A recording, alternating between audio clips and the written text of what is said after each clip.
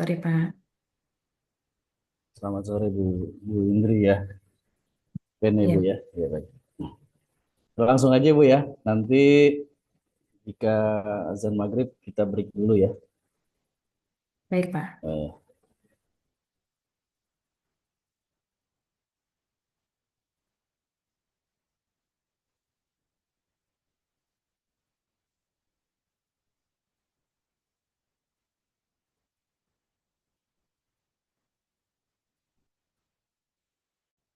Baik, apa sudah terlihat jelas dan show untuk PPT-nya? Sudah Pak, sudah terlihat. Baik, bismillahirrahmanirrahim. Lagi, Assalamualaikum warahmatullahi wabarakatuh. Selamat sore teman-teman semua. Eh, Kita perkenalan dulu ya. Ini 39D. Iya Pak, 39D. Oh, 39D. Baik. 39D. Kalau kemarin 39A ya. Teman-teman semua, terima kasih untuk kesempatannya pada sore hari ini. Mohon maaf agak sedikit molor 18 menit. Izin saya baru sampai juga di rumah. Terima kasih untuk Purindo kesempatannya pada tahun kedua untuk mengisi manajemen layanan pasien khususnya perawatan. Saya diberikan topik untuk perkuliahan pada sore ini adalah dengan dua. Yang pertama, tren isu keperawatan yang saat ini sedang berkembang di masyarakat. Dan yang kedua adalah terkait dengan standar praktik profesional. Teman-teman semua izin memperkenalkan diri. Saya Muhammad Supriyadi. Saya selesai S2 Keperawatan Gawat Darurat di Universitas Brawijaya Malang. Saat ini saya bekerja di Jakarta. Nanti kita sembari berkenalan juga ya Bapak Ibu semuanya. Mudah-mudahan kita nanti bisa terus terjalin silaturahimnya, bisa berkomunikasi terkait dengan keperawatan khusus. Saya saat ini berada di Dewan Pengurus Pusat dan Wilayah untuk organisasi profesi perawat, yaitu Persatuan Perawat Nasional Indonesia, sehingga diminta oleh eh, program studi khususnya Butika untuk menggantikan terkait dengan standar praktik profesional. Teman-teman semua, untuk topik terkait dengan perkembangan dan isu di keperawatan khususnya, diharapkan bagaimana perkembangan yang ada di Indonesia terkait dengan keperawatan sehingga teman-teman bisa mengikuti sebagai eh, teman-teman di manajemen khususnya ya, apa saja yang sedang tren terkait dengan keperawatan. Ada 4 subtopik. Yang pertama adalah tren global dalam keperawatan. Kemudian ada tren nasional di Indonesia sendiri. Kemudian isu utama dalam keperawatan di Indonesia dan bagaimana perkembangan keperawatan di Indonesia kemudian. Saya dua topik ya, Bu Indri ya. Iya Pak. Jadi apa namanya? Biasanya lebih cepat, apalagi nanti bisa diskusi juga sama-sama. Nah, teman-teman, setelah di era pandemi COVID, ini tentu saja dan diikuti dengan suatu regulasi oleh Kementerian Kesehatan, karena yang membawai terkait dengan kesehatan adalah Kementerian Kesehatan yang telah mengeluarkan peraturan tentang rekam medis elektronik.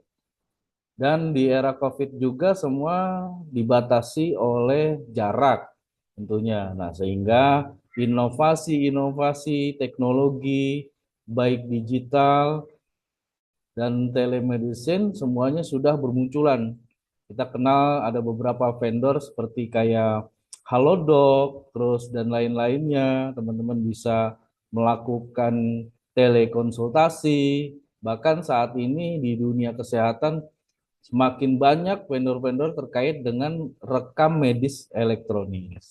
Nah, terkait dengan adanya suatu regulasi mewajibkan seluruh fasilitas pelayanan kesehatan untuk menggunakan rekam medis elektronik siapapun dan isinya di dalam fasilitas pelayanan kesehatan itu adalah tenaga kesehatan dan tenaga medis.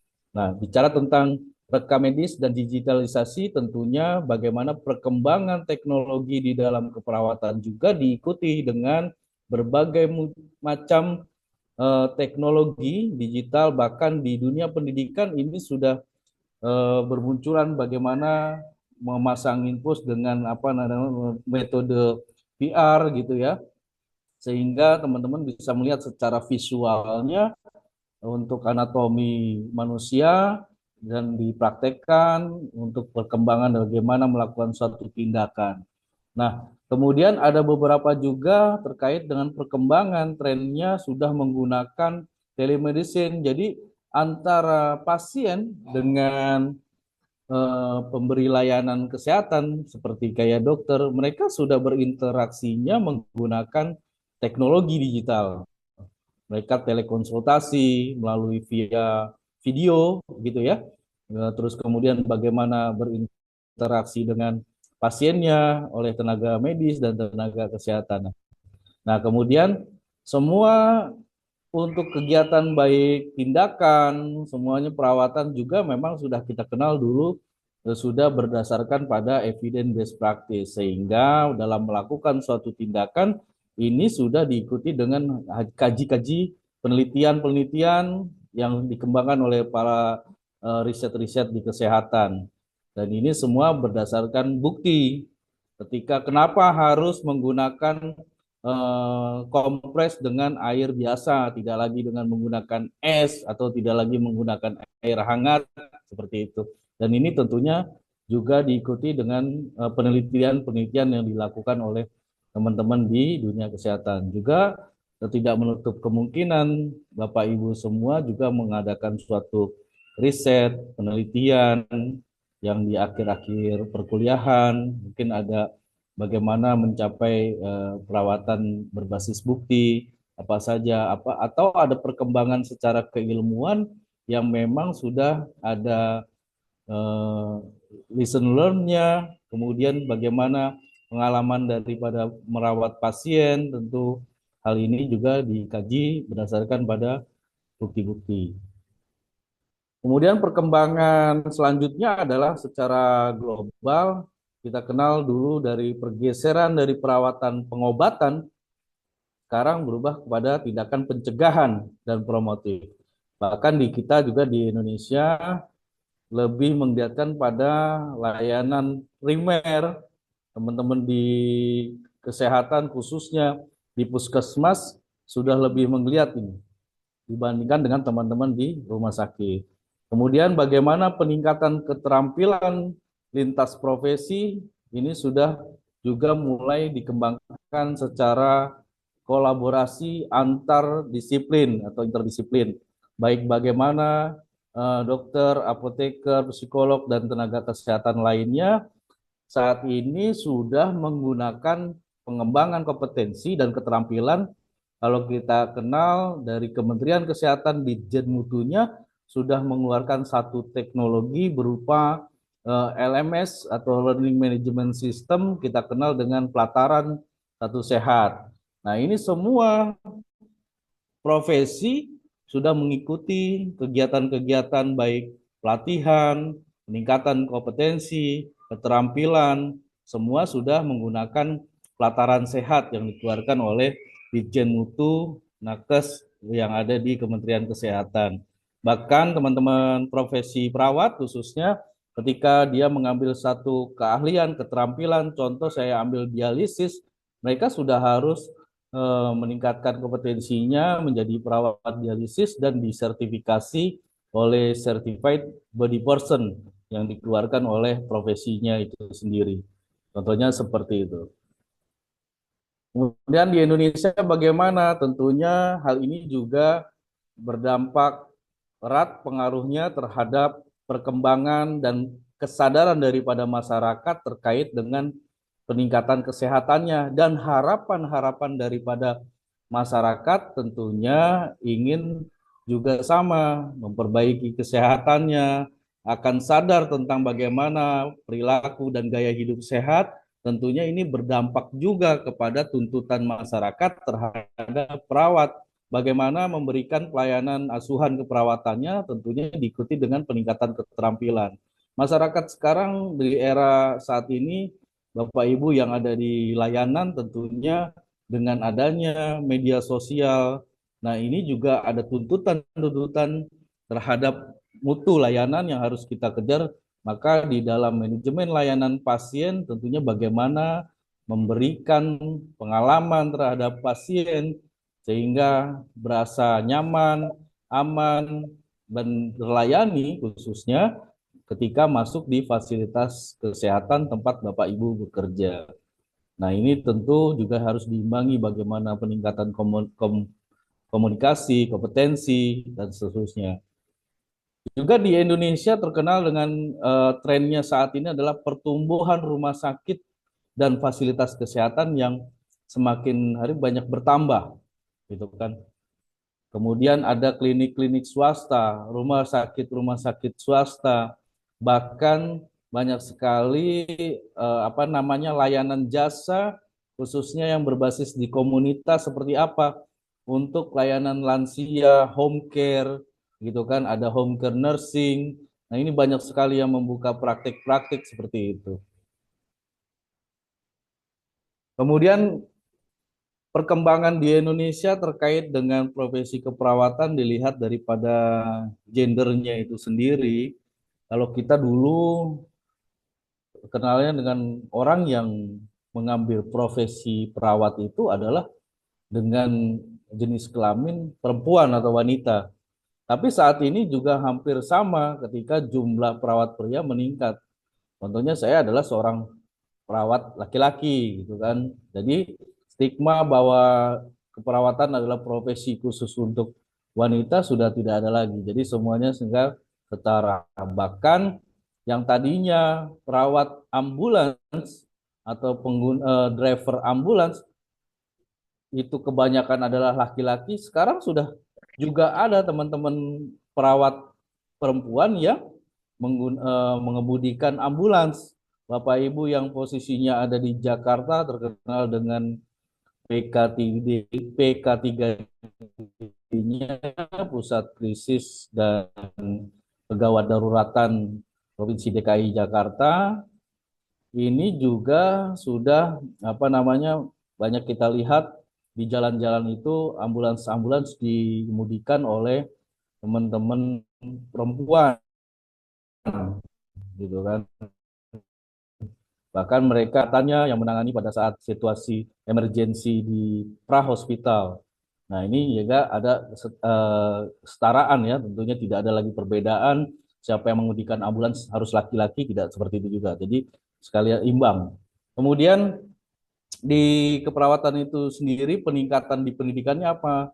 Bapak Ibu bisa melihat dan mendengar bahwasannya keperawatan dan di Indonesia hingga saat ini sudah banyak membuka eh, profesi nurse, kemudian melanjutkan S2 spesialisasinya apa, banyak ada yang membuka seperti spesialisasi maternitas, komunitas, anak gitu. Nah, di kelas ini kan 39D ini saya rasa juga banyak sekali dari teman-teman unsur profesi ya. Kalau kemarin yang 39A banyak teman-teman dari dokter-dokter spesialis yang mengambil program Mars di Urindo ini. Tentunya kalau di tahun sebelumnya juga sama, ini ada di unsur manajemen, ada dokter-dokter spesialis, ada bahkan teman-teman perawat itu sendiri. Nah, banyak sekali yang sudah meningkatkan pendidikan keperawatannya hingga sampai dengan S2 atau spesialis di keperawatan itu sendiri. Kemudian ada isu apa dalam keperawatan di Indonesia? Tentunya banyak sekali kita mendengar jumlah pasien lebih banyak daripada perawatnya. Nah, ini banyak sekali maupun di pedalaman, bahkan di kota-kota juga ini menjadi satu tantangan sendiri untuk fasilitas pelayanan kesehatan Kemudian banyak sekali rumah sakit atau fasilitas pelayanan kesehatan yang memang sudah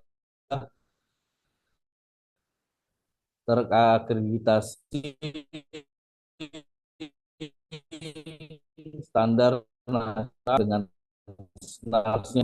Hanya beberapa rumah sakit yang berskala internasional saja yang mereka mengikuti seperti kayak GCI. Yang lainnya masih mengikuti beberapa lembaga penyelenggara akreditasi di Indonesia.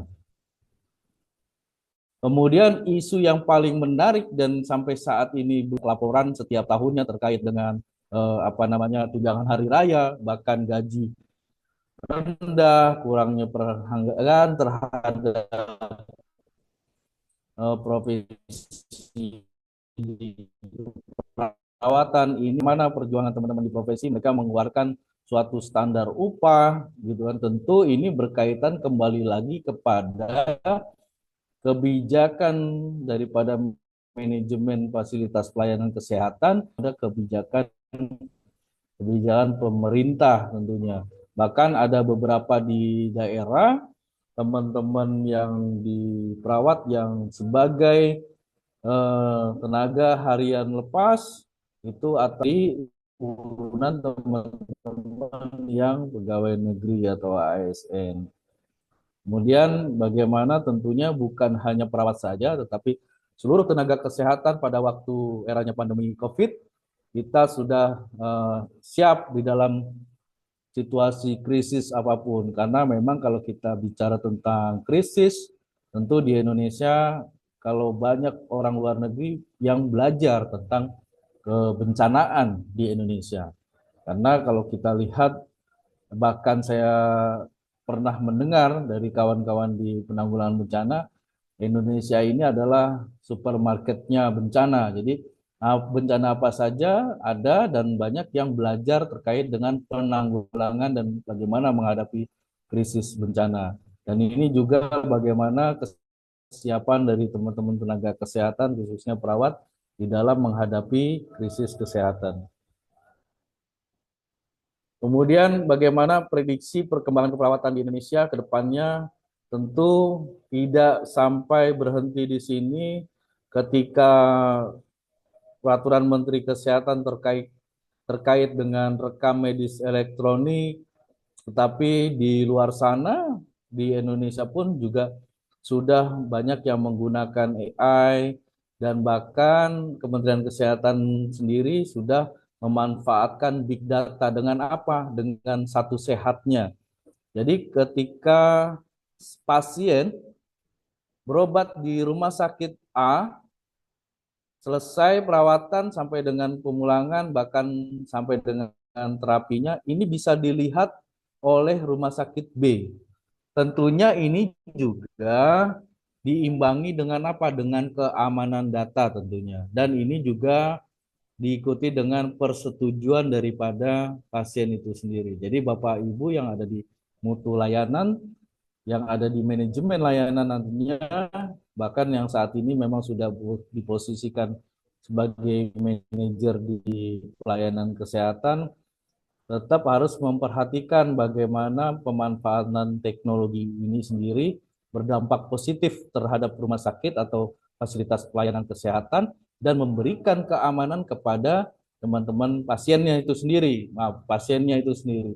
Jadi pasien merasa aman, datanya ini tetap terlindungi, tidak terbuka oleh masyarakat luas karena hanya bisa diakses oleh rumah sakit yang tempat dia dituju dan hanya berdasarkan permintaan daripada pasien itu sendiri. Bahkan keluarga pasien kalau mau menggunakan datanya si pasien tersebut harus ada surat limpahan informasi, gitu kan, pemberian informasi, dan ini juga harus diikuti dengan informed consent. Jadi eranya sekarang tetap sebagai manajemen harus memfasilitasi, salah satunya adalah penggunaan daripada big data yang ada di fasilitas pelayanan kesehatan namun di sisi lain juga harus memberikan keamanan bagi pasien sehingga data-data ini tidak tersebar luas.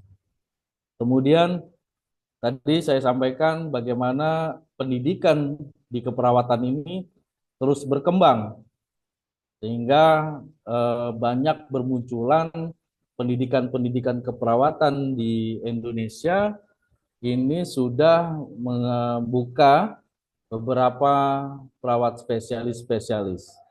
Tentunya ini juga berdampak positif sebagai keilmuan di dunia kesehatan, perawat-perawat sudah mempunyai keilmuan yang spesialistik. Contoh misal ada onkologi yang hanya satunya saya ketahui ada hanya di Universitas Indonesia. Kemudian ada beberapa di universitas lainnya membuka perawatan spesialis komunitas, maternitas, anak, jiwa, dan lain-lainnya. Sampai perkembangan pada prediksi perkembangan kesehatan di Indonesia, bagaimana nanti peran perawat khususnya dalam menentukan kebijakan kesehatan ini menjadi lebih besar di dalam memberikan kontribusi terkait dengan kebijakan-kebijakan terutama di tingkat lokal. Bagaimana hal ini menjadi suatu dampak yang positif dan dapat dirasakan kebijakan ini memberikan manfaat kepada pemberi layanan dan penerima layanan. Tentu ini juga tidak prediksinya teman-teman perawat sudah banyak yang berada di pemangku kebijakan, banyak yang sudah duduk di parlemen, banyak yang menjadi manajer-manajer. Nah, ini arahnya ke depannya mereka lah yang menentukan dan menyusun kebijakan kesehatan, terutama masih di tingkat lokal. Dan kemudian saat ini juga banyak teman-teman yang tadi berkaitan erat dengan kesejahteraan yang dirasakan oleh teman-teman perawat, sehingga banyak yang pergi ke luar negeri untuk bekerja di sana karena merasa nilai daripada upah atau gaji yang diterimanya lebih besar daripada di negaranya sendiri.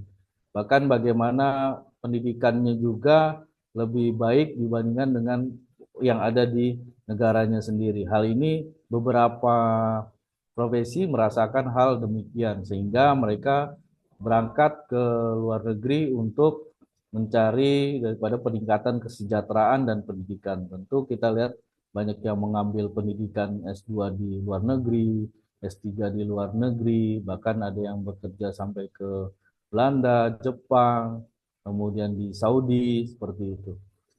Untuk di materi topik bagaimana isu dan perkembangan tren yang ada di keperawatan di Indonesia, saya rasa teman-teman bisa sembari diskusi ya. Bu Indri, mungkin teman-teman jangan lupa untuk beberapa saat saya minta on cam nih Bu, untuk kita ambil fotonya ya, teman-teman semua. Ini ada berapa ya Bu? 33 ya? Ada 32, Pak. 32. Oh ya, dengan saya 33. Baik, baik. Ya.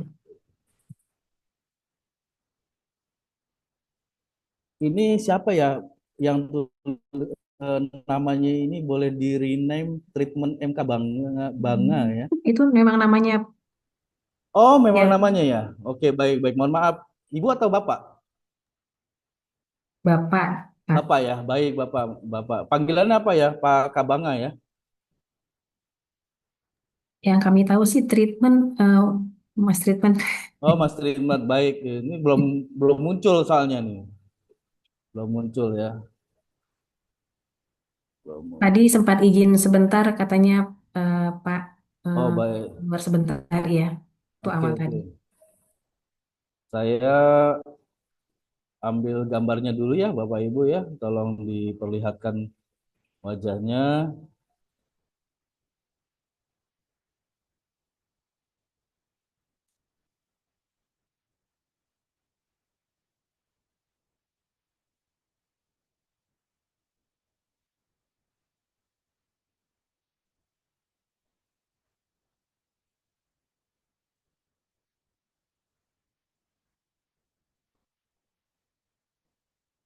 Slide 1.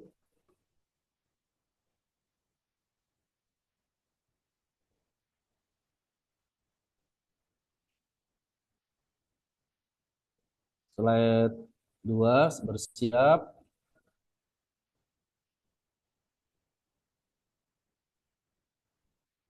Oke.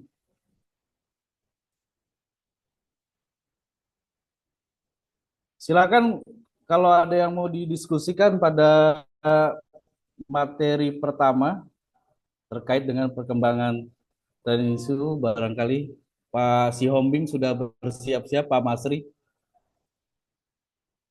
Bapak, Ya, silakan Pak. bisa tanya sebelumnya, Pak? Ya Pak, boleh didekatkan Pak biar saya lebih jelas mendengarnya. Benar, Pak. Izin Pak Masri dari profesi dokter atau Dokter. dokter spesialis apa Pak? Ya, Dokter spesialis ortopedi. ortopedi. Baik, silakan Pak Masri. Ya.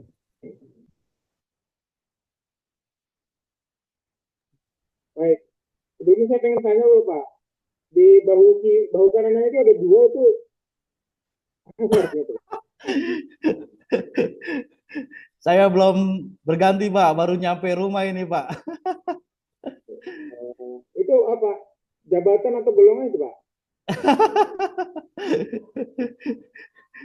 Saya pikir untuk tren dan isu Pak. Eh, Merespon apa yang sudah Bapak sampaikan tadi terkait dengan isu-isu keperawatan yang terkini, terutama ke depannya, bahwa nanti ke depannya perawat itu juga tidak akan terlepas dari perkembangan teknologi.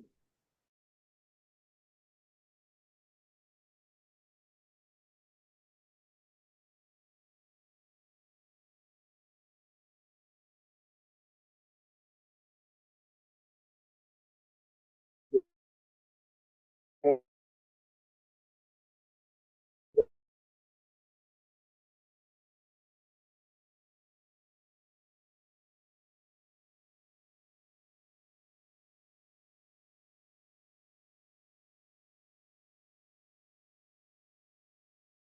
Ya, banyak di 39A juga banyak kan anestesi dan ortopedi ya Pak untuk program S2 Mars di Urindo ini.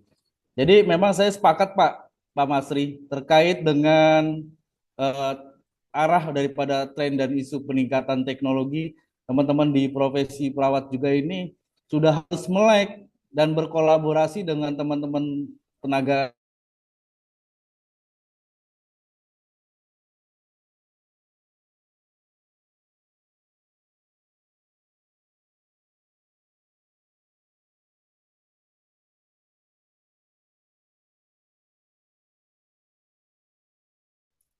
Teman-teman senior nih khususnya di keperawatan, tentunya pada waktu itu mereka misalnya masih menggunakan paper base nih. Nah, paper base.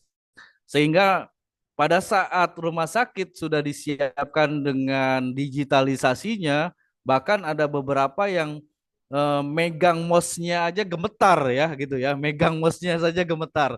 Apalagi nanti megang tab-nya itu sendiri, sehingga memang mereka harus dilatih, dibiasakan, dan bagaimana beradaptasi dengan perkembangan teknologi.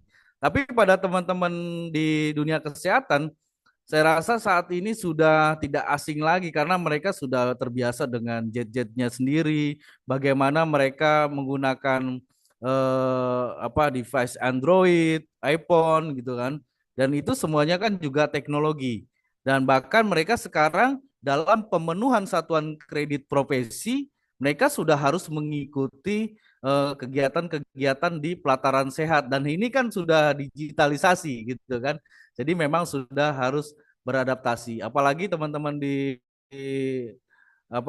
di layanan daripada yang memerlukan teknologi seperti rekam medis, terus kemudian bagaimana nanti membaca daripada hasil pemeriksaan X-ray dan semuanya ini sudah digital juga kan tentunya seperti itu. Nanti jangan sampai kita masih melakukan perekaman jantung atau EKG, hasilnya masih keluar kertas dan difoto gitu Pak ya. Ini bingung nanti teman yang melakukan tindakan. Padahal sudah ada yang menggunakan device langsung model wireless sehingga ketika hasil perekaman diinterpretasikan dan sudah dibaca gitu. Seperti itu Pak Masri dan teman-teman semuanya. Terima kasih dan ini menjadi motivasi untuk teman-teman di dunia keperawatan tentunya bagaimana kita menghadapi era digitalisasi dan siap berkolaborasi dengan teman-teman tenaga medis lainnya. Begitu kan Pak Masri ya? Terima kasih. Silakan Bapak Ibu yang lihat ada Pak Joni Edward Chandra. Silakan Pak. Eh, Selamat malam. Terima Sore Pak kasih. ya. Terima kasih Pak Joni. Mohon maaf Pak dari profesi dokter juga. Ya, Spesialis apa Pak? saya bedah vaskuler. Bedah vaskuler. Baik, silakan Pak Joni. Ya, terima kasih. Kalau dilihat dengan perkembangan persaingan di semua bidang keilmuan ya, termasuk di bidang keperawatan, maka tentunya mengupgradekan diri terutama terhadap perawat-perawat dengan pendidikan D3 dan perawat-perawat dengan dasar keilmuan yang belum sarjana makan belum suatu profesi itu tuntutan makin tinggi sehingga eh, ke depan juga banyak pendidikan yang hanya membuka program studi S1 dan tidak ada lagi menerima program D3 ataupun D4. Nah, eh, kriterianya itu juga di selain pembekalan terhadap profesi dan pembekalan keilmuan, keterampilan, peningkatan diri daripada semua bidang ilmu termasuk keperawatan maupun profesi mitra kedokteran juga itu tuntutannya makin tinggi. Nah, melihat hal itu, kira-kira gimana pandangan Bapak untuk ke depannya pendidikan keperawatan yang bagaimana yang nantinya tentunya perlu disiapkan untuk membekali bidang keilmuan di bidang keperawatan maupun medis sehingga bisa bersaing dengan apalagi sekarang kan era dokter maupun tenaga kesehatan itu sangat terbuka untuk bisa bersaing di negara kita. Karena negara kita membuka peluang terhadap praktek-praktek dari mitra teman sejawat ataupun keperawatan yang ada dari luar negeri. Terima kasih. Terima kasih Pak Joni dan teman-teman semua ini menarik ya terkait dengan pendidikan di keperawatan. Saya setuju Pak, pada waktu sebelumnya di Undang-Undang Kesehatan itu malah sudah menghapuskan pendidikan SPK ya Pak, kalau kita mengenal dulu dengan SPK. Nah ini sudah dihapuskan teman-teman semua. Sehingga menjadi dasar minimal teman-teman di keperawatan ini adalah tingkatan di vokasi atau akademi keperawatan. Gitu kan. Nah tentunya ini juga tidak sampai cukup di sini saja Pak. Tidak sampai di sini. Nah peningkatan teman-teman di keperawatan tentunya juga menjadi standar minimal pendidikan. Tentu saat ini masih menggunakan standar minimal adalah perawat itu sebagai D3 keperawatan. Tidak menutup kemungkinan 3 tahun atau 5 tahun ke depan standar minimalnya adalah mereka adalah profesi, Pak. Nurse ya. Nah, itu seperti itu. Saya yakin sekali karena perkembangan daripada persaingan tentunya ini menjadi standar minimal teman-teman yang ada di manajemen saat ini, termasuk Bapak Ibu, manajer-manajer di tempat fasilitas pelayanan kesehatannya, bahkan di kemarin di kelas sebelumnya itu ada yang sebagai direktur di fasilitas pelayanan kesehatan. Bagaimana pada saat melakukan rekrutmen, mereka sudah mencantumkan minimal pendidikannya, sudah berani misalnya untuk menjaga persaingan dan mempertahankan daripada kompetensi pendidikannya, maka sudah harus mencantumkan pendidikan minimal nurse. Itu yang pertama, Pak. Nah, kemudian saya setuju dengan pendidikan daripada kedokteran, Pak. Kenapa? Pendidikan kedokteran ini juga sama sebetulnya dengan keperawatan. Ketika mereka mengambil sarjana kedokteran, ini diikuti dengan profesi, kan gitu Pak. Mereka tidak akan diakui sebagai profesi dokternya ketika mereka tidak mengambil profesinya gitu kan.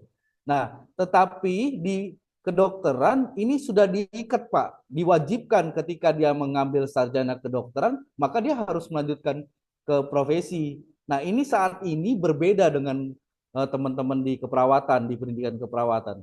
Karena di keperawatan mereka boleh tuh berhenti di sampai dengan sarjana keperawatan. Mereka tidak mengambil di profesi nurse-nya. Nah ini, tapi hal ini menjadi perhatian khusus buat teman-teman saat ini yang ada di manajemen.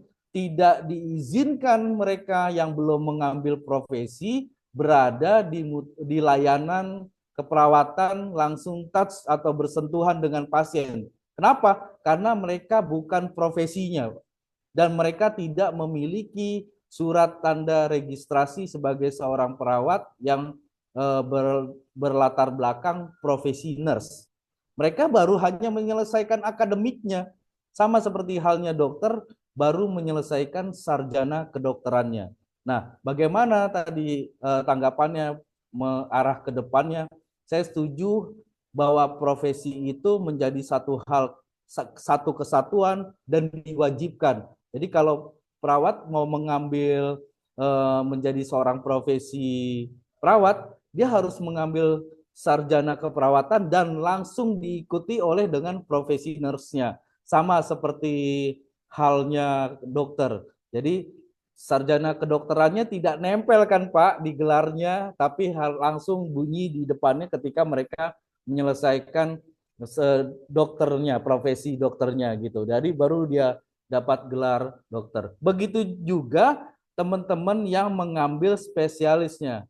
Mereka melanjutkan ke S2 keperawatan atau magister keperawatannya, tapi tidak diikuti dengan spesialistiknya.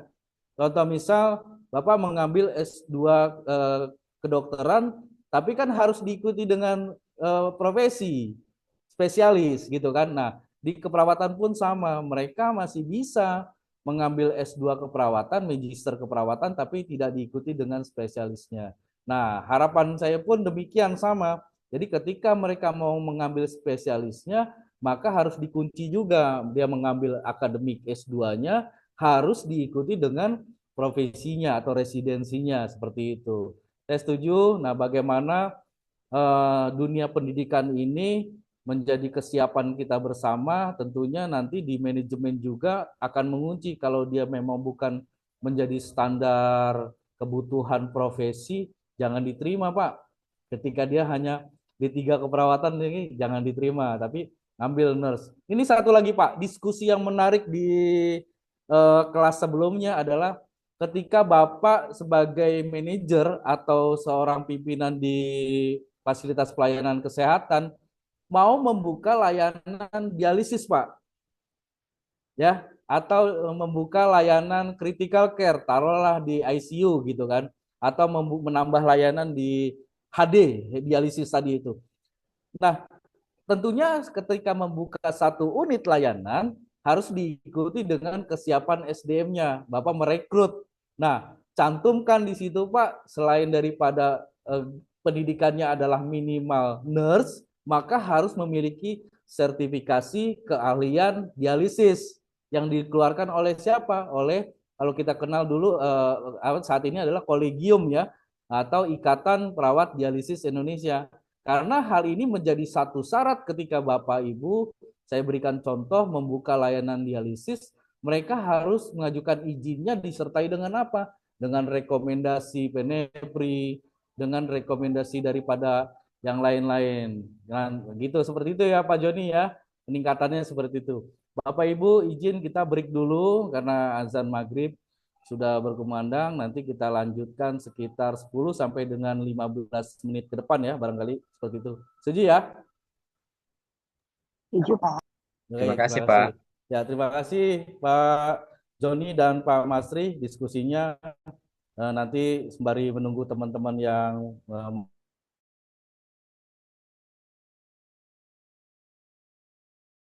off cam dan melanjutkan untuk sholat maghribnya. Tidak perlu keluar, Bapak Ibu. sampai jam berapa, Pak? Mohon maaf. 15 menit ke depan lah, sembari istirahat di 18.15. Baik, Pak. Terima kasih Bu Indri. Terima kasih, Pak.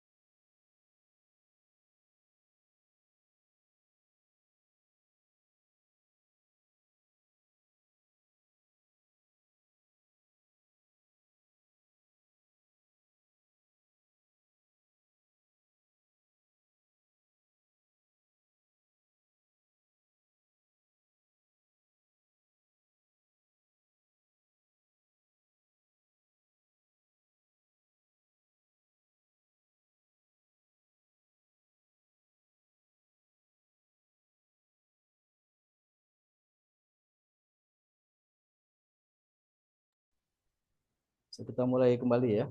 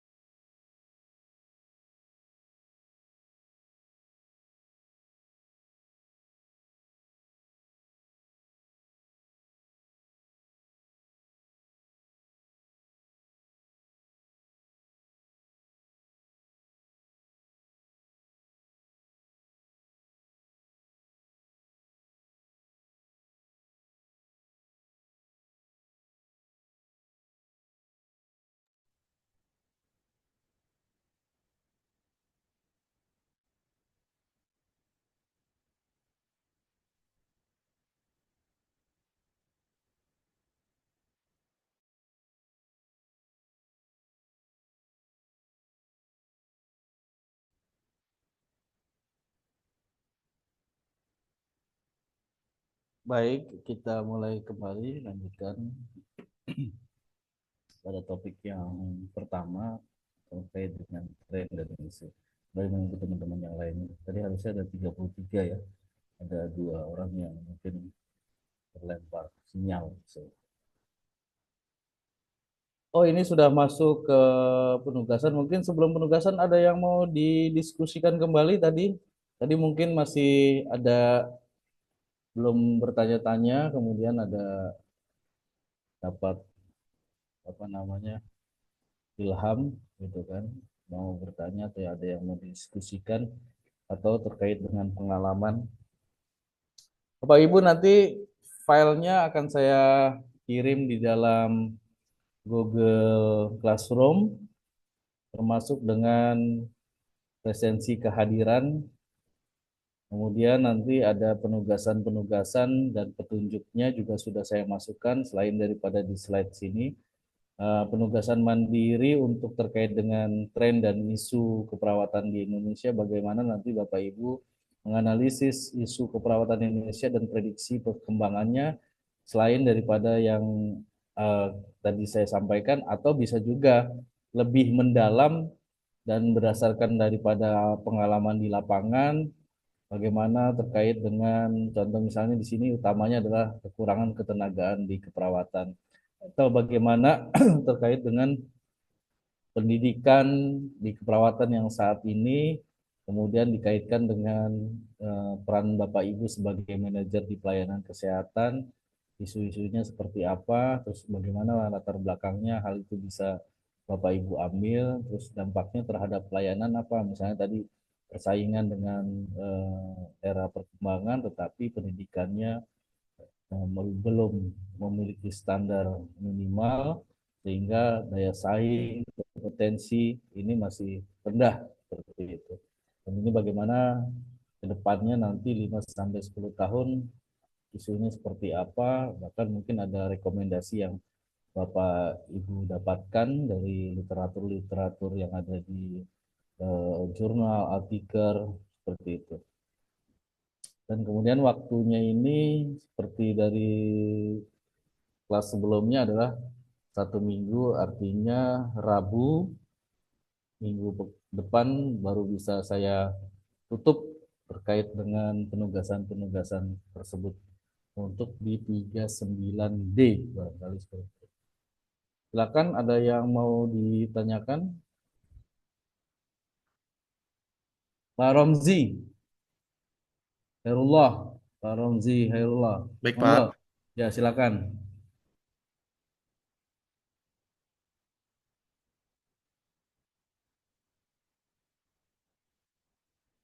Dari mana Pak Romzi? Dari Rumah Sakit Miria Palembang, Pak. Palembang ya. Iya, Pak. Wong Kito. Iya, Pak. Profesinya sebagai apa, Pak Romzi? Dokter umum, Pak. Dokter umum, baik. Ada isu apa di Palembang terkait dengan dunia keperawatan?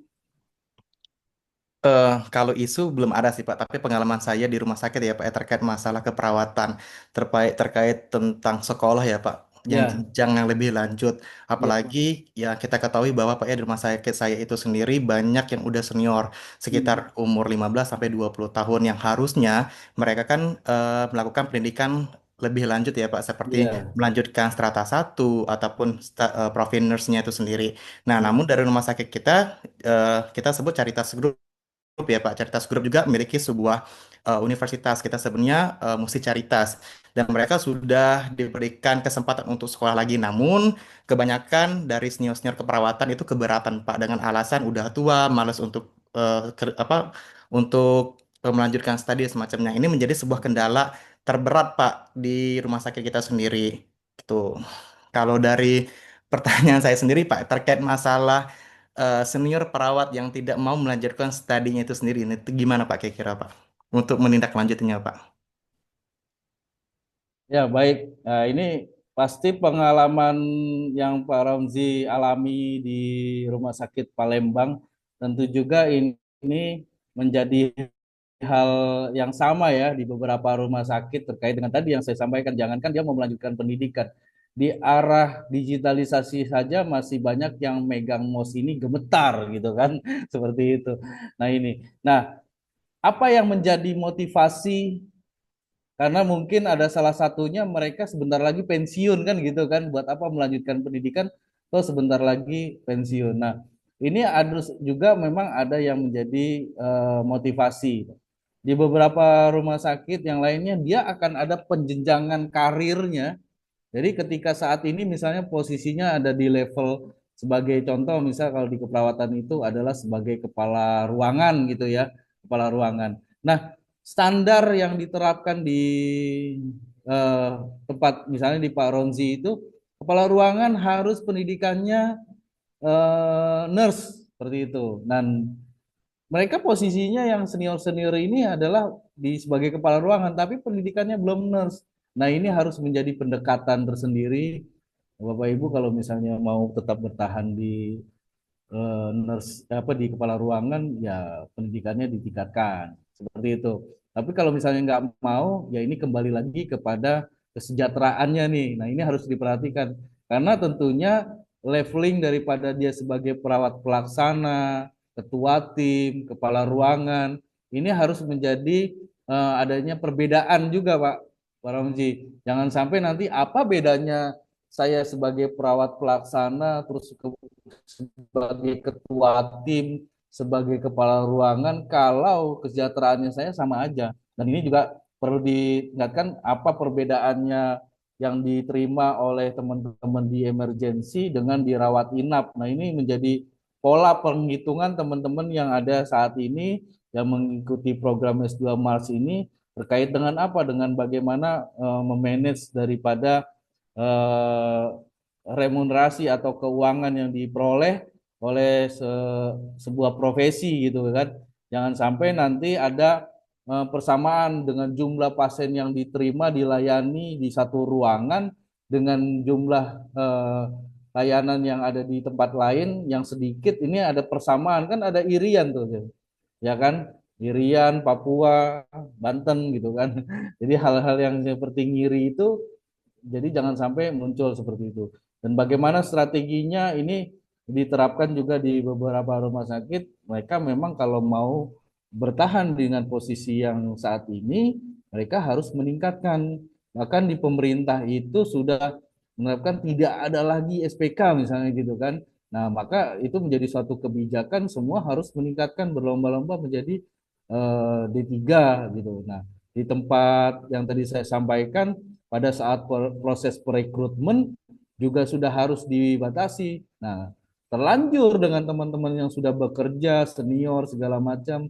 Nah, ini pertimbangannya apa? Motivasi mereka untuk melanjutkan pendidikan tidak ada lagi karena paling saya 2 tahun lagi pensiun. Sedangkan mau ngambil nurse itu waktunya butuh beberapa tahun gitu kan. Jangan-jangan saya sudah pensiun, nurse saya belum selesai gitu. Nah, ini juga harus dihitung Pak Ramzi.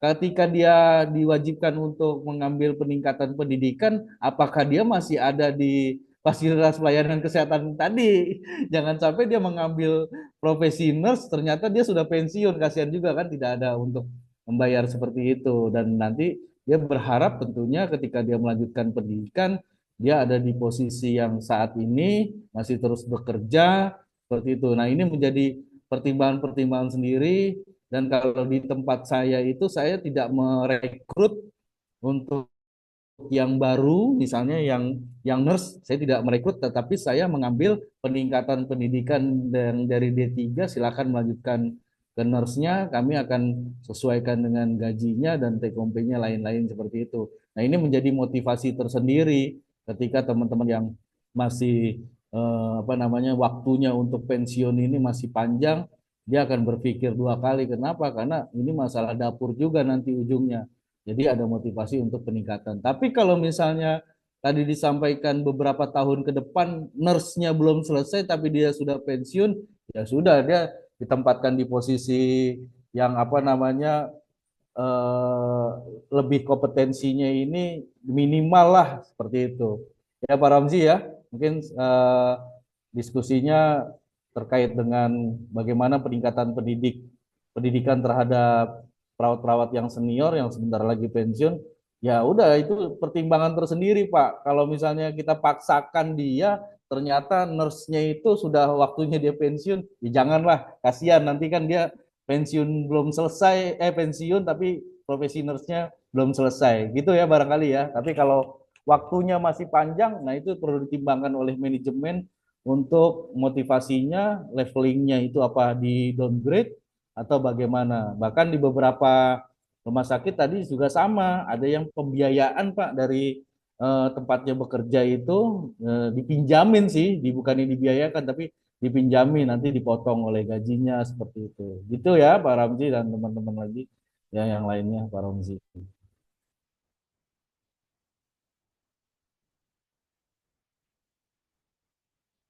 Oke, baik sekali pertanyaannya. Ini sudah lebih spesifik kepada teman-teman di perawat senior dan pendidikannya. Pak Iwan, ada Pak Iwan? Hadir, Pak. Nah, monggo Pak Iwan. Pak Iwan dari mana nih posisi? Dari Rumah Sakit Pelamonia, Pak, di Makassar, Pak. Oh, Makassar. Ye. Nah, posisi di Makassar berarti sebagai profesi dokter juga kah?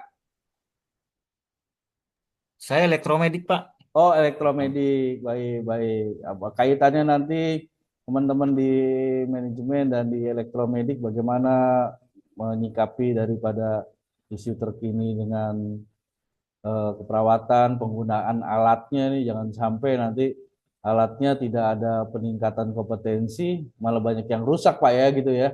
Jadi ikuti dengan teknologi, tapi mereka tidak siap dengan teknologi yang ada gitu kan, seperti itu. Nah, kalau di tempat Bapak ketika ada alat-alat teknologi yang masuk, apakah ini memang disosialisasikan oleh teman-teman di layanan Pak? Sehingga bagaimana pengoperasionalnya, perawatannya, sampai dengan penyimpanan dan kerusakan-kerusakannya ini menjadi suatu keilmuan baru sehingga teman-teman bisa mampu merawat gitu kan. Selain daripada merawat pasien, ini juga bagian daripada aset yang harus kita jaga dan kita rawat. Bagaimana Pak Iwan, mungkin bisa di-sharing? Kalau di kami Pak, pada saat kami sebelum klik ya, kan biasanya Ya, kalau di pengadaan rumah sakit barang jasa pemerintah ya. itu e-katalog Pak. Ya, Nah, biasanya pada saat negosiasi itu kita minta setelah instalasi ada training training user maupun ada refresh. Biasanya kami minta refresh itu 1 tahun 1 kali, Pak. ya, Nah, selain garansinya kami minta 2 tahun, refreshnya per setahun sekali. Artinya ketika ada rolling perawat dan perawat yang baru masuk ke dalam rolling tersebut masih bisa dapat refresh, Pak. Gitu. Kedua, ya, kami menerapkan juga untuk user-user di keperawatan maupun dokter-dokter yang pegang alat ya, kita sosialisasikan pemeliharaan tingkat organik, Pak. Jadi contohnya kalau di OK, perawat-perawat yang di OK itu sebelum pelaksanaan operasi dia sudah menyiapkan, Pak. Selesai sama sebelum pelaksanaan operasi dia biasanya melaksanakan pemeliharaan tingkat organik. Jadi kalau di tentara itu, Pak, ada lima lima step pemeliharaan. Jadi tingkat ya, organik itu dilakukan oleh user maupun oleh teknisi. Yang ya, kedua, tingkat pertama, tingkat satu itu dilaksanakan oleh teknisi yang ada di rumah sakit, Pak. Tingkat dua itu dilaksanakan oleh teknisi daerah atau mitra. Nanti kalau yang ketiga itu baru nanti teknisi dari pusat itu, dari bengkel pusat itu datang ke kami. Pemeliharaan tingkat 4 itu baru alat yang dari daerah dibawa ke pusat, diperbaiki di pusat. Gitu, Pak. Kalau di kami leveling-leveling pemeliharaannya seperti itu. selain daripada peningkatan keterampilan penggunaan alat ya Pak ya. Pak. Baik, terima kasih Pak Iwan sharingnya terkait dengan teman-teman di elektromedis dan perawatannya bagaimana penggunaan. Nah, dan ini mengingatkan saya Pak terkait dengan tadi peningkatan keterampilan dan pendidikan teman-teman di profesi keperawatan khususnya. Sharing dari kelas sebelumnya adalah bagaimana Pak rekomendasi atau masukan Bapak terkait dengan pendidikan teman-teman yang ada di keperawatan khususnya misalnya mau membuka layanan, kemudian bagaimana nih di sementara di eranya sekarang adalah efisiensi kan seperti itu Pak ya. Nah, ini ada beberapa pengalaman yang saya alami dan ada juga sepakat dengan teman-teman yang kemarin di sebelumnya ada kelasnya bagaimana. Nah, ini Bapak Ibu bisa memanfaatkan tadi yang disampaikan oleh Pak Iwan sebelum klik ini dengan vendor-vendor alat. Ketika saya berikan contoh, ketika Bapak Ibu mau memberikan mau membuka layanan saya kasih contoh dialisis saja gitu kan. Nah, vendor yang sudah siap ini diklik ini kita ada namanya negosiasi ya Pak ya. Ada negosiasi apakah nanti perawat yang akan berdinas di ruangan tersebut diberikan peningkatan kompetensinya, dilatih gitu kan, dibiayai oleh vendor tersebut sampai dengan sertifikatnya selesai, sampai dengan nanti dibantu untuk perizinannya, bagaimana dengan rekomendasi peneprinya dan seterusnya. Ini juga bisa menjadi masukan Bapak Ibu semua ketika mau membuka layanan di eranya anggaran atau dananya yang harus diefisiensi, bagaimana nih mengambil dana-dananya. Nah, seperti itu. Mungkin bisa bekerja sama dengan vendor-vendor yang menyelenggarakan alat-alat, apakah misalnya contohnya Bapak Ibu mau membuka layanan ISWL, maka disekolahkan tuh perawatnya yang akan berdinas di ruangan ISWL tersebut. Dari mana? Dari mereka mengikuti kegiatan pelatihan bedah dasar dan bedah urologi, kemudian dilanjutkan dengan advance-nya mengikuti kegiatan pelatihan ISWL seperti itu. Nah, terima kasih Pak Iwan. Monggo teman-teman yang lain, Pak Muhammad Yanto, barangkali ada yang mau di-sharing juga. Pak Yanto dari mana, Pak?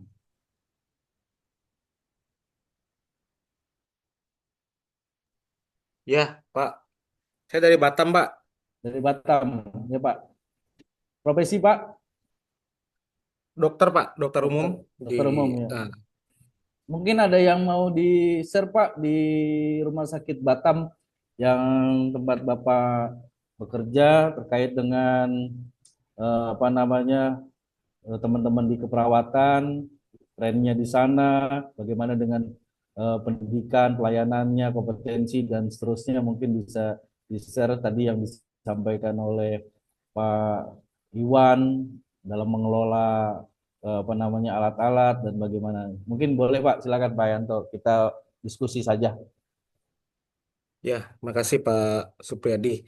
Siap. Eh, Saat ini saya bekerja di rumah sakit pemerintah, di mana memang kondisi khususnya di keperawatan ya Pak, tadi tentang pendidikannya segala macamnya mungkin tidak sefleksibel rumah sakit swasta ya Pak ya, di mana kebutuhan tenaga itu berdasarkan permintaan, berdasarkan pengembangan layanan tentu akan lebih cepat untuk bisa disiapkan tenaga yang dibutuhkan.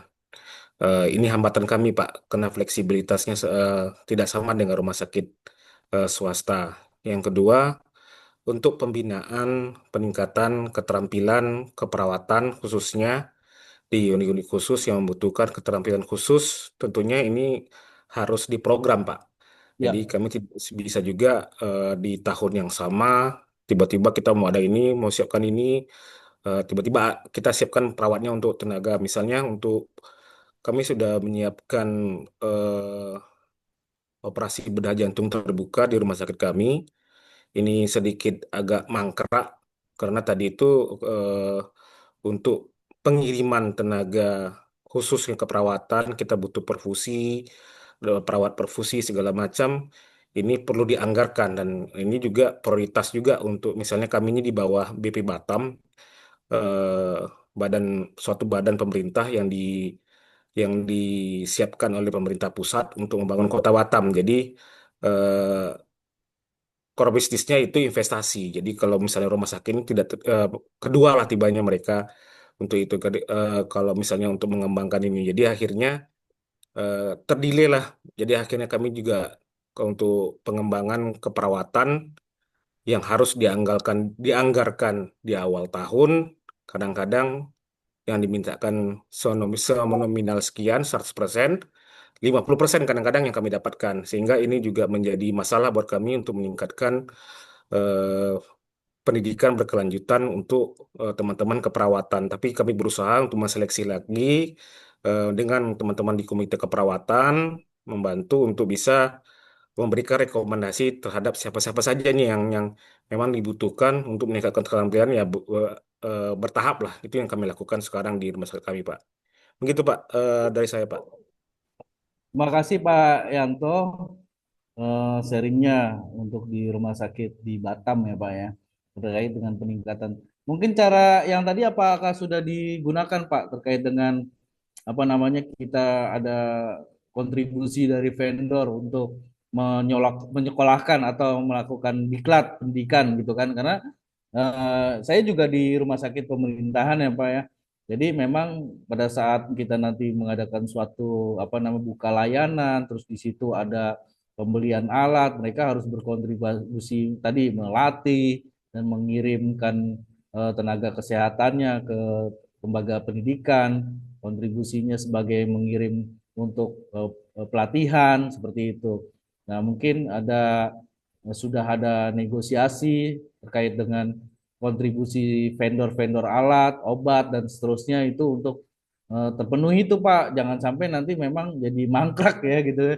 Sayang banget ketika kita sudah berlari gitu kan, tapi terbentur daripada anggaran itu juga kami merasakan yang sama, tapi bagaimana tetap beroperasional, mudah-mudahan tetap berjalan, tapi dengan adanya pendampingan-pendampingan dari beberapa teman-teman di luar gitu kan yang bisa dimagangkan seperti itu, bekerja sama dengan institusi pendidikan yang memang nanti dia mengambil residensi seperti itu. Nah, saya tertarik Pak tadi apa yang disampaikan dengan Pak Yanto. Pak Yanto sudah berkoordinasi dengan teman-teman di Komite Keperawatan, mereka yang mengeluarkan daripada eh, kredensial teman-temannya juga gitu kan, ada kewenangan klinisnya mereka terhadap eh, apa namanya peningkatan kompetensi, khususnya itu dengan teman-teman yang ada di Komite Keperawatan karena ranahnya sub kredensialing adanya di teman-teman di Komite Keperawatan. Nah, mereka sendiri yang tahu Pak bahwasannya teman-teman perawat di tempat Bapak itu sejauh mana mereka mempunyai kemampuan daripada keterampilan sehingga dibuatkan usulan rincian kewenangan klinisnya mereka untuk menjadi suatu perawat misalnya di bedah gitu kan, di bedah jantung.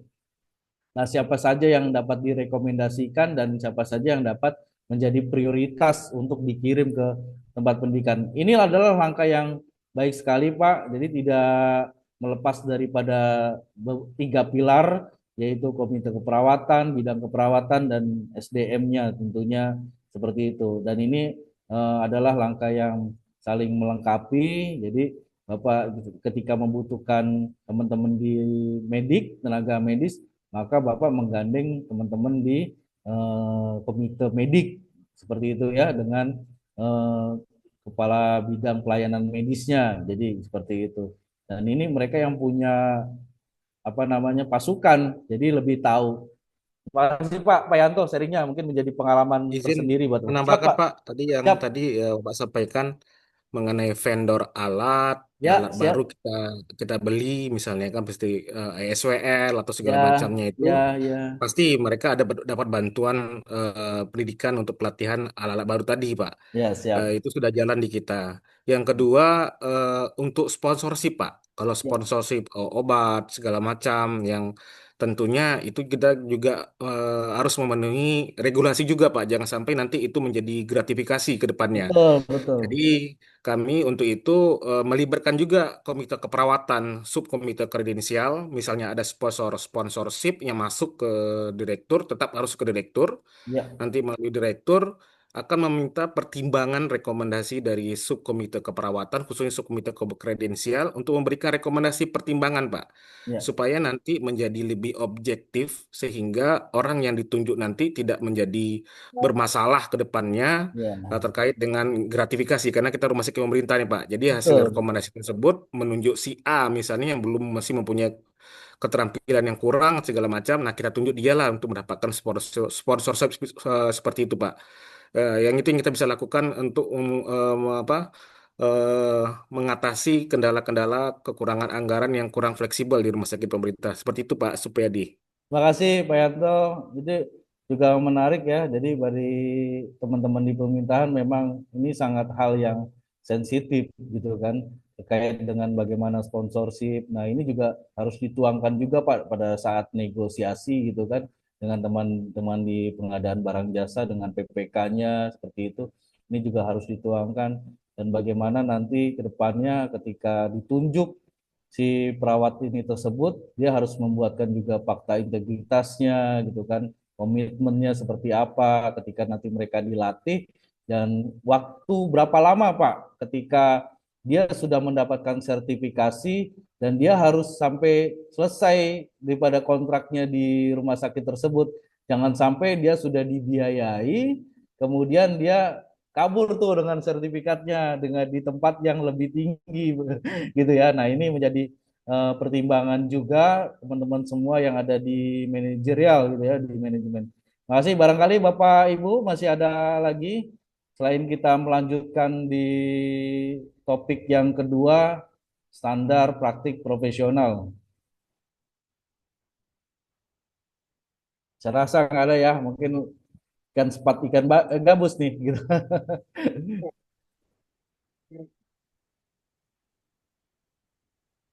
Ini kita slide show. Oke.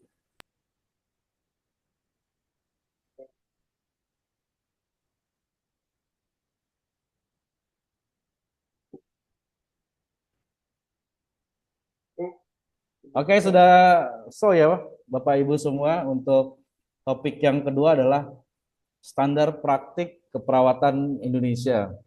Nah, tentunya ini juga dimiliki oleh profesi lainnya terkait dengan standar yang ada, sehingga ini dapat diterapkan di fasilitas pelayanan kesehatan Bapak Ibu semua, dan ini menjadi suatu standar dalam melakukan kegiatan pelayanan, dan ini juga menjadi indikator penilaian kinerja teman-teman semua, khususnya di keperawatan, dan bagaimana standar-standar ini juga menjadi modal di dalam melakukan suatu tindakan prosedur, sehingga mereka tetap berada di rule-nya, sehingga ketika terjadi suatu kasus, ini kita bisa kembali lagi kepada standar yang Bapak Ibu tetapkan, apakah sudah sesuai dengan yang dibuat, sehingga mereka tidak menyimpang atau tidak ada di luar daripada standar yang ditetapkan.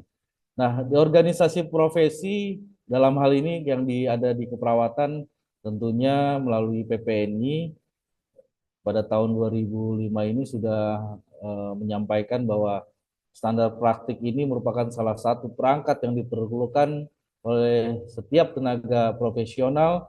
Dalam hal ini, standar praktik keperawatan adalah harapan minimal yang dapat diberikan oleh profesi keperawatan di dalam memberikan asuhan keperawatan yang aman, efektif, dan etis kepada siapa? Kepada pasien. Sehingga standar praktik ini merupakan bentuk sebuah komitmen oleh profesi keperawatan dalam melindungi masyarakat terhadap praktik yang dilakukan oleh anggota profesi tersebut. Siapa? Yaitu teman-teman perawat kepada masyarakat sebagai penerima jasa layanan kesehatan, sebagai pasien yang dilakukan oleh tindakan praktik keperawatan di dalam fasilitas pelayanan kesehatan. Di dalam organisasi profesi, khususnya di PPNI, oleh keperawatan di Indonesia sendiri, mereka memiliki dan mengeluarkan suatu standar praktik profesional dan standar kinerja profesional. Yang dalam hal ini, di dalam mutu layanan pasien dan keperawatan yang Bapak Ibu dapatkan di mata kuliah ini adalah bentuk suatu pengetahuan, sehingga Bapak Ibu dapat membuat suatu standar yang ada di layanan kesehatan yang Bapak Ibu tempatkan saat ini atau Bapak Ibu manage saat ini. Bagaimana, apakah teman-teman di keperawatan di fasilitas pelayanan kesehatan Bapak Ibu sudah memiliki standar praktik profesional minimal? Dari mana contohnya? Misalnya di keperawatan, PPNI sudah mengeluarkan beberapa standar.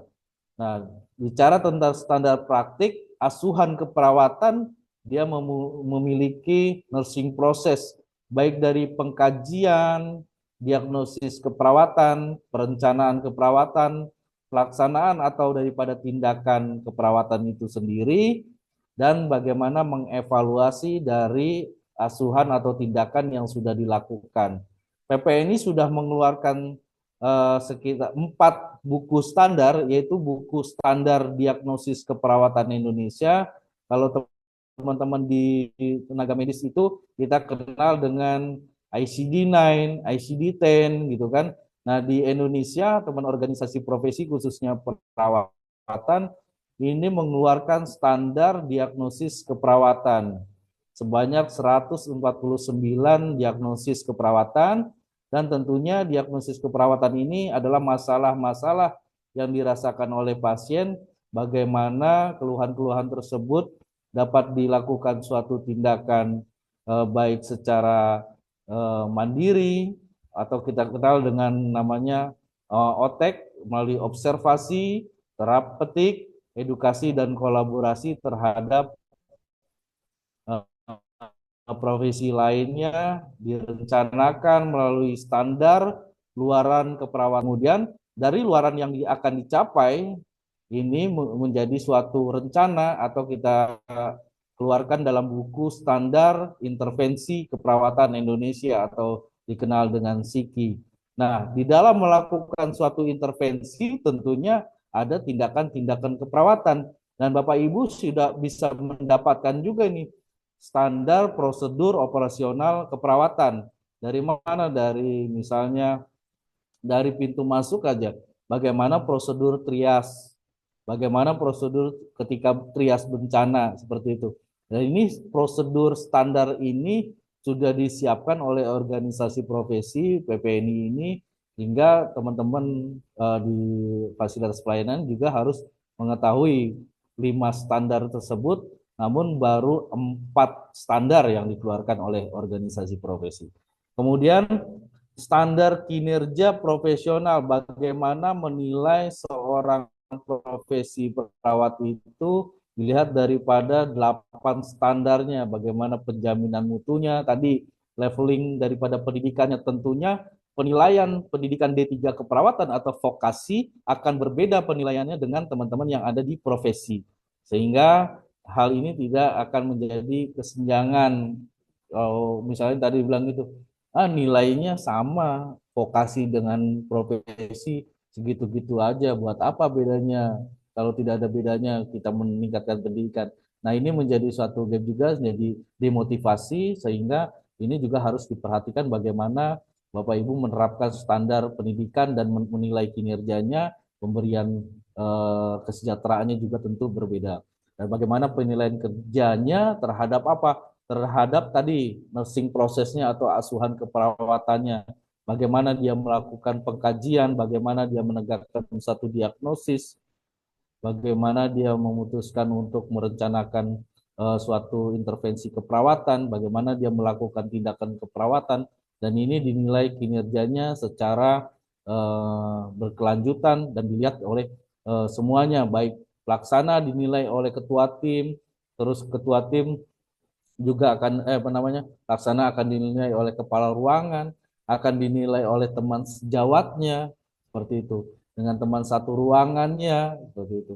Nah, kemudian bagaimana nilai-nilai daripada kesejawatannya, bicara tentang etik, bagaimana dengan profesi yang lain, dengan kolaborasi, bagaimana interdisiplin profesi, kemudian bagaimana pemanfaatan sumber-sumber yang ada, bagaimana peningkatan terhadap riset-riset yang mereka kembangkan menjadi suatu nilai inovasi, menjadi evidence based practice-nya ketika ada perkembangan keilmuan, mereka melakukan riset kecil-kecilan di ruangannya, dan ini menjadi suatu nilai tersendiri untuk Bapak Ibu menilai kinerja secara profesional oleh seorang perawat.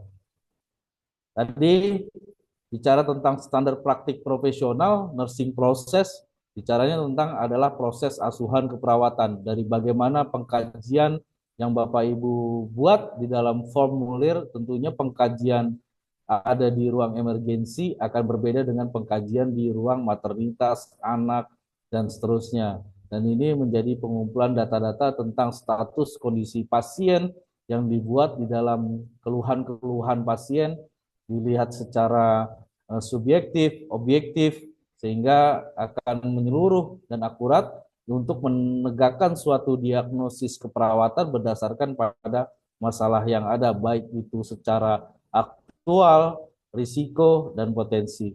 Kemudian bagaimana menyelesaikan daripada masalah terkait dengan diagnosis keperawatan itu, direncanakanlah mengatasi masalah kesehatan dan meningkatkan kesehatan klien dengan promosi kesehatannya kalau dia dalam kondisi sehat.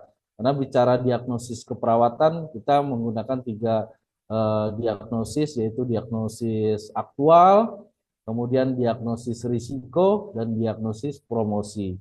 Kemudian bicara tentang diagnosis yang sudah dikerjakan, intervensi yang direncanakan untuk mengatasi masalah, maka dilakukanlah tindakan sesuai dengan diagnosis yang sudah ditemukan, kemudian direncanakan untuk diatasi.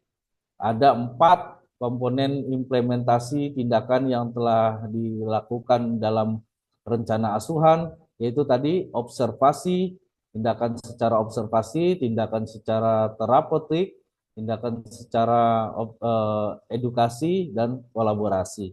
Kemudian dievaluasi bagaimana perkembangan kesehatan klien terhadap tindakan yang sudah dilakukan, apakah mencapai tujuan daripada luaran yang kita harapkan, lamanya, terus kemudian sesuai dengan rencana yang telah ditetapkan, adakah perubahan daripada keluhan-keluhan yang awalnya seperti A, maka bagaimana setelah dilakukan implementasi, apakah ada peningkatan atau ada penurunan.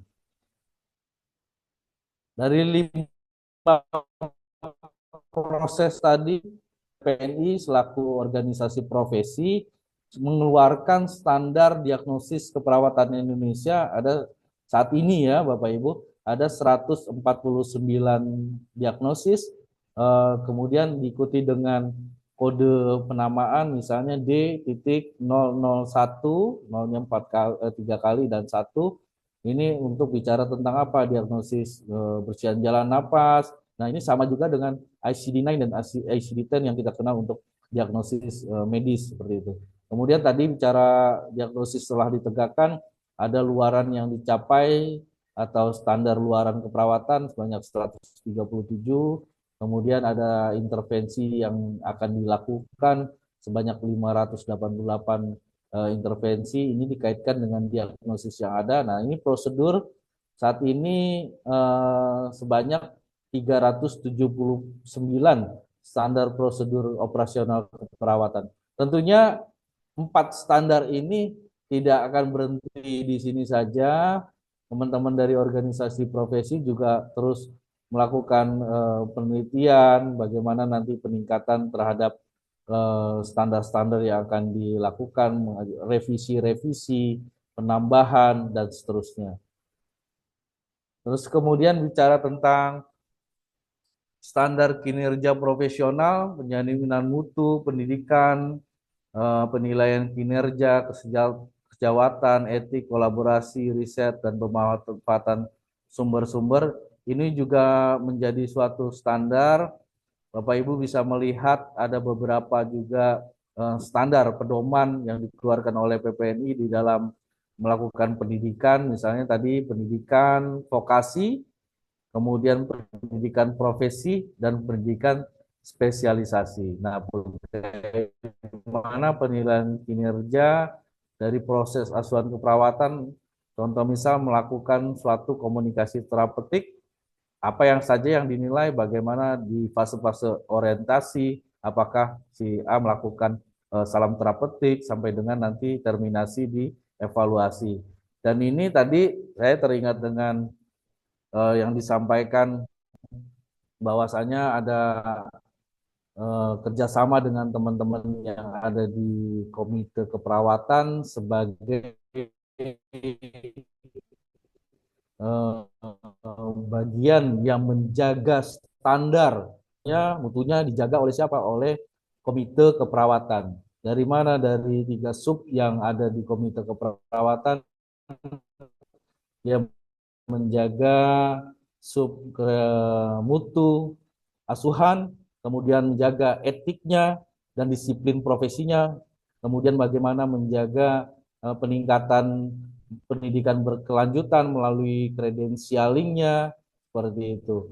Dan apa yang dibuat di dalam suatu prosedur, mereka dilakukan tindakan dan mereka nanti diujikan, dan ini bagaimana masuk ke leveling, level perawat klinis berapa, dan nanti tentunya dia akan menjadi rekomendasi sebagai kewenangan-kewenangan klinis yang boleh dilakukan oleh seorang perawat yang berada di level tertentu. Tentunya seperti itu. Dan ini Bapak Ibu juga nanti ada saya kirimkan filenya yang bisa sebagai bahan bacaan untuk terkait dengan standar-standar yang dikeluarkan oleh organisasi profesi. Untuk bagaimana tadi mengatasi daripada kesejahteraan, itu juga profesi sebetulnya sudah membuat suatu pedoman penghitungan upah minimum, balik lagi kepada kebijakan lokalnya seperti apa, kebijakan kepada teman-teman di manajemen karena keterbatasan anggaran, misalnya seperti itu, teman-teman di rumah sakit swasta yang tidak ada apa namanya bantuan daripada anggaran seperti itu.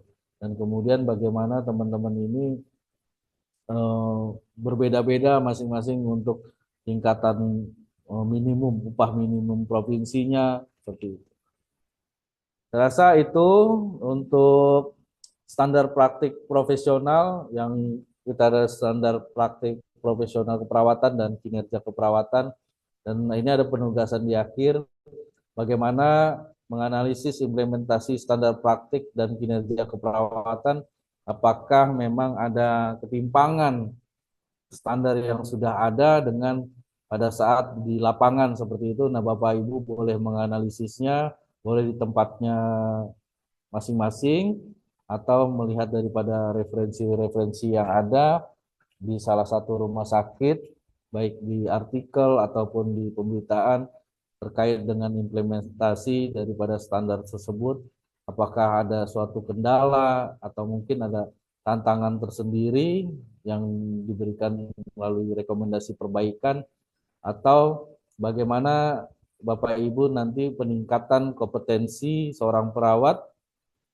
ke depannya, apakah dibiayai oleh masing-masing profesi itu sendiri dengan adanya suatu platform pelataran sehat yang tentunya ini diharapkan ada yang gratis, ada yang nilainya berbayarnya lebih terjangkau, bahkan kalau misalnya ada yang sampai puluhan juta tadi juga disampaikan oleh rekan kita bisa menggunakan vendor-vendor yang ada. Nah, ini dibuat di dalam suatu apa namanya tulisan Word, Bapak Ibu. Ini juga waktunya 1 minggu ya. Ini boleh saya kirim di chat untuk terkait kehadiran pada hari ini.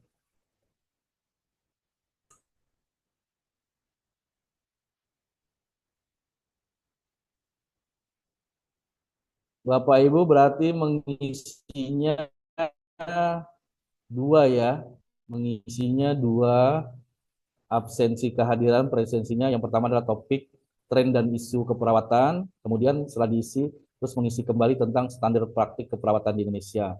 Nah, kelasnya ini berarti 39D ya, Bu Indri ya. 39D. Presensi kehadiran. Oke.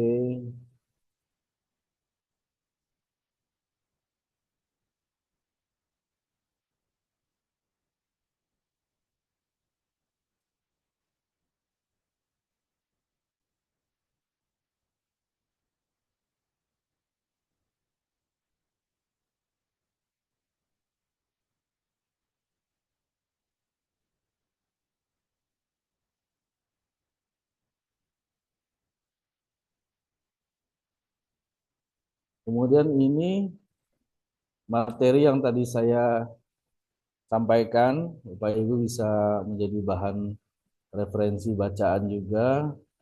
Dan untuk Google Classroom-nya bisa diikuti di kelas tahun ini yang baru.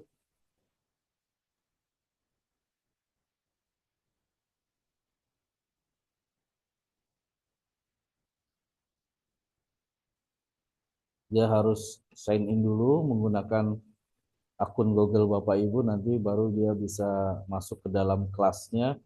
Saya buat kelasnya itu besar, kelas 39. Jadi Bapak Ibu nanti di situ penugasannya itu saya laporkan digabung 39A, B dan D ya, kalau nggak salah tuh 39A dan D. Silakan Bapak Ibu, ada yang mau didiskusikan atau bisa kita akhiri terkait dengan perkuliahan pada hari ini. Pak, izin tanya terkait tugas yang kedua. Tadi kan ada referensi Maaf, mana tadi saya yang bertanya? Siapa yang bertanya ini? Saya nggak lihat. Coba mana? treatment, Pak. Oh, Pak Treatment. Iya, Treatment. Terkait tugas yang kedua, Pak, kan itu ada referensi literatur yang menjadi rujukan ya, Pak. Ya, Kalau nggak ya, salah ya. tadi ada 3. Itu boleh ambil dari luar atau hanya dari dalam Indonesia aja, Pak? Boleh, literaturnya boleh di Indonesia juga boleh. Apa saja kan justru tadi kan akan ada rekomendasi ya, treatment untuk peningkatan daripada standar-standar yang ada. Bahkan kalau tadi saya boleh menyampaikan apa yang ada di standar diagnosis keperawatan Indonesia yang saat ini dikeluarkan oleh organisasi profesi itu sebelumnya adalah rekomendasi atau literatur dari Nanda Nursing Diagnosis gitu kan yang ada di luar. Nah, itu dirujukan juga Pak Ridwan dan teman-teman semua. Kemudian dikembangkan oleh teman-teman keilmuan yang ada di Indonesia, kemudian melalui beberapa kajian-kajian sehingga dibentuklah 149 diagnosis tentunya seperti itu. Dan ini akan terus berkembang. Nah, berkembangnya ini mengikuti daripada kontribusi semua keilmuan keperawatan, terus ada literatur-literatur review yang ada di Indonesia maupun di luar negeri. Boleh ya, Pak Treatment? Baik, Pak. Terima kasih, Pak. Terima kasih, Alin.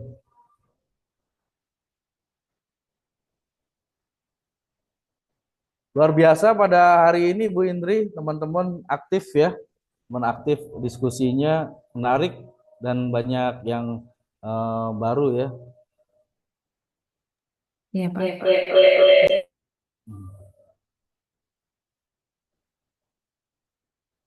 Silakan, Pak Ibu, ada kesulitan di dalam GCR-nya itu, ada 3 link yang saya kirim. Yang pertama, silakan Bapak Ibu melakukan presensi kehadiran 2 kali ya, 2 kali. Pak Masri 2 kali, Pak Masri. Jadi yang satu diklik dulu yang trennya isu, kemudian setelah dikirim, kemudian Bapak lakukan presensi kehadiran lagi untuk apa? Standar. Apa-apa jamnya sama sekaligus gitu kan, karena kita full kan hari ini selesai di 2 topik. Barangkali itu. Jadi ini lebih cepat dari jadwal yang seharusnya selesai jam berapa, Bu? Jam 20 ya, Bu ya? Iya, Pak. Jam 20. Ya, oke, nggak apa-apa. Iya, tadi bunyi udah. Presensi ya? Presensi, ya presensi sudah, silakan. Iya, Oke, Pak. Bapak Ibu, silakan. Ada yang mau disampaikan atau mau didiskusikan atau boleh sharing saja gitu. Ini penulisan aja, Pak. 1 minggu saya berikan waktu kelar nih, mudah-mudahan. Gitu. Pemenuhan daripada standar-standar yang ada. Mohon maaf, Pak. Saya mau Ya, tanya. ya, Mengenai ya. presensi yang kedua, tadi kan pertama kali melihat di chat, terus satu lagi di mana ya, Pak? Itu tetap yang sama presensinya. Ibu hanya memilih yang satunya standar, yang satunya lagi tren dan isu. Coba Oh, Ibu klik kembali. oh Kayak ya. ada 2 topik gitu ya. Tapi Oh, di baik, Pak. link yang sama. Tapi Oh, Ibu siap. harus ngeklik kirimnya 2 kali. Gitu. Baik, Pak. Terima kasih. Ya, sama-sama, Bu.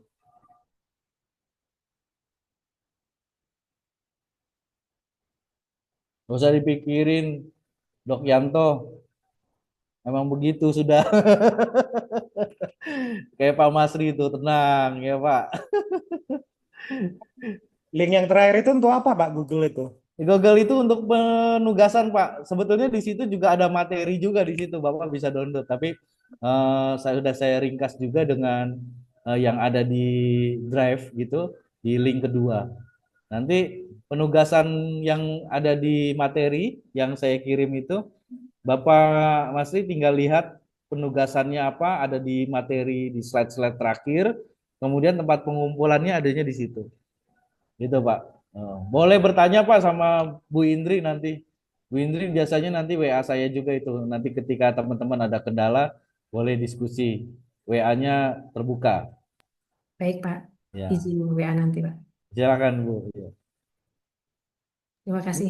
Terima kasih. Jika tidak ada yang didiskusikan lagi, seiring dengan berkumandangnya azan Isya ya, Bapak Ibu semua, kiranya boleh saya mengakhiri. Pak Izin Nur, Pak, ya, ya, ya, sebentar Pak.